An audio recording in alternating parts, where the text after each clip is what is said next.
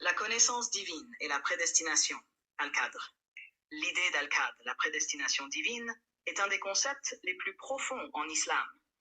Combinant la souveraineté absolue d'Allah et le libre arbitre humain, elle invite à réfléchir à l'équilibre entre la connaissance divine, la liberté humaine et le déroulement des événements dans l'univers. 1. L'omniscience d'Allah. Allah est décrit comme Al-Alim, celui qui sait tout. Cette omniscience s'étend sur le passé, le présent et le futur. Rien n'échappe à sa connaissance. Surat al-Baqarah, le verset du trône, déclare « Il sait ce qui est devant eux et ce qui est derrière eux, et de sa science il n'embrasse que ce qu'il veut. » Les pensées et intentions des créatures. Surat al-An'am affirme « Et il connaît tout ce qu'il y a sur terre et dans la mer. Pas une feuille ne tombe sans qu'il ne le sache. » L'univers entier. Allah connaît chaque atome, chaque étoile et chaque âme.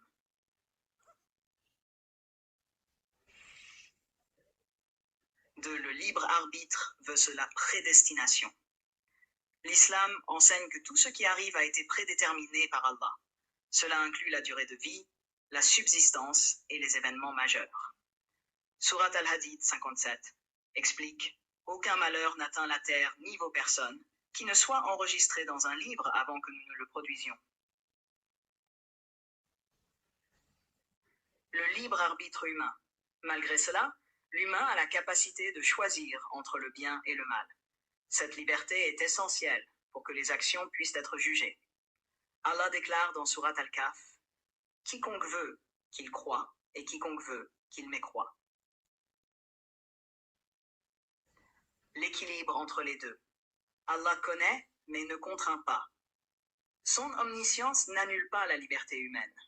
Par exemple, si Allah sait qu'une personne choisira une mauvaise action, ce n'est pas qu'il l'a forcée à la faire. Le rôle des causes. Les humains sont encouragés à agir tout en reconnaissant qu'Allah contrôle le résultat. Surat Ar-Ra'd dit, en vérité, Allah ne modifie pas l'état d'un peuple tant qu'il ne modifie pas ce qui est en eux-mêmes. 3. Exemples historiques. Confiance en Allah et effort personnel. L'hégire du prophète Muhammad avant de migrer de la Mecque à Médine, le prophète Muhammad a soigneusement planifié son voyage, prenant des précautions pour éviter les poursuites. Cependant, il avait une foi totale en Allah, déclarant à son compagnon Abu Bakr « Ne sois pas triste, Allah est avec nous. » Ce récit illustre l'équilibre entre prendre des mesures concrètes et faire confiance à la sagesse divine. La bataille de Badr. Avant cette bataille, le prophète et ses compagnons en sous-effectif se sont préparés du mieux qu'ils pouvaient.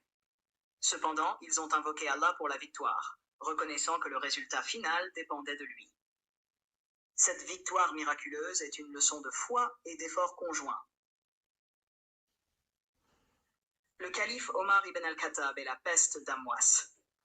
Lorsque la peste a frappé la région d'Amwas en Syrie, Omar a décidé de ne pas entrer dans la région. Un compagnon lui a demandé « Fuis-tu le décret d'Allah ?» Omar répondit « Nous fuyons le décret d'Allah vers le décret d'Allah. » Cette réponse montre une compréhension fine du rôle des décisions humaines dans le cadre de la prédestination divine. K. Enseignement pour la vie moderne. Travailler tout en faisant confiance à Allah. Les croyants sont encouragés à poursuivre leurs objectifs avec diligence, tout en acceptant humblement le résultat, quel qu'il soit.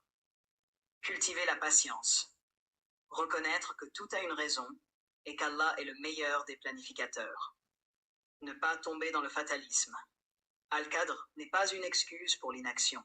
Les musulmans doivent agir pour améliorer leur situation et celle des autres. Conclusion. Le concept d'Al-Qadr et du libre arbitre est une invitation à la réflexion sur la nature divine et humaine. Il pousse les croyants à agir avec responsabilité, tout en maintenant une confiance totale en Allah, le meilleur des planificateurs. La combinaison de l'effort humain et de la foi divine est au cœur de la philosophie islamique, offrant un modèle de vie équilibré et harmonieux.